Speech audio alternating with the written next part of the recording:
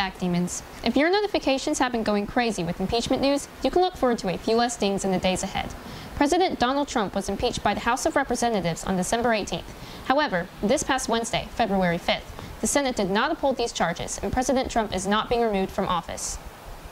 Not everybody in the U.S. knows what impeachment means. Some people believe it's removal from office, however, that's not the case. In all of U.S. history, only 3 presidents have been impeached. One of those presidents is Donald Trump. To be impeached means just to have a list of charges brought up against you, and if the impeachment goes through the House, then it goes to the Senate for a trial. The process of removing the president from office has multiple steps and doesn't end with impeachment. Allegations are made about the crime. An investigation is launched, usually by the FBI or the CIA, and then they are taken to trial in the House of Representatives. The Chief Justice of the Supreme Court is the judge, and if he is convicted, then it goes through to the Senate to where he is tried again to see if it's worthy of being removed from office for. President Trump was charged with 2 articles. His first charge, abuse of power, was upheld by the House of Representatives with a vote of 230 to 197. His second charge, obstruction of Congress, was upheld with a vote of 229 to 198. People are divided on whether these charges are worthy of impeachment. I personally think meddling with Ukraine wasn't the best idea, and I would agree that that would be a good reason why. I did my research, and when I heard about that, I was like, yeah, that's not really a good thing, especially with like the United States, the kind of money that they were presenting. It was like military, family money and stuff. So yeah, I would agree it's an impeachable offense. As of now, I'm not really sure where I stand on it, because even though it was wrong that what he did, there are a lot of pieces of evidence, and specifically how they got the investigation to launch in the first place was through doctored evidence by low-level members of the FBI that was later proven false. So yes, he did something wrong, but I don't think that the investigation process was legitimate.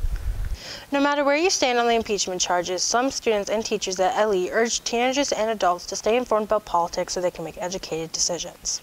Well, not just students, all of us. Ignoring the role of government, how it affects our lives. It's a recipe to be at the mercy of government. Be informed enough so you're not living under a rock or in a box, and whether you're liberal or conservative, stuck with your own ideas and only you're right. Because I guess once you step out of that and do your research and look around and find out the different sides and stuff, then you would be much more informed and much more open-minded, and you will actually have a pretty valid opinion on what this whole thing is about. The United States will have its next presidential election in November. The age to vote in the U.S. is 18, and some seniors have registered to vote in their first election. Let's meet the Demons and find out more about how to register to vote.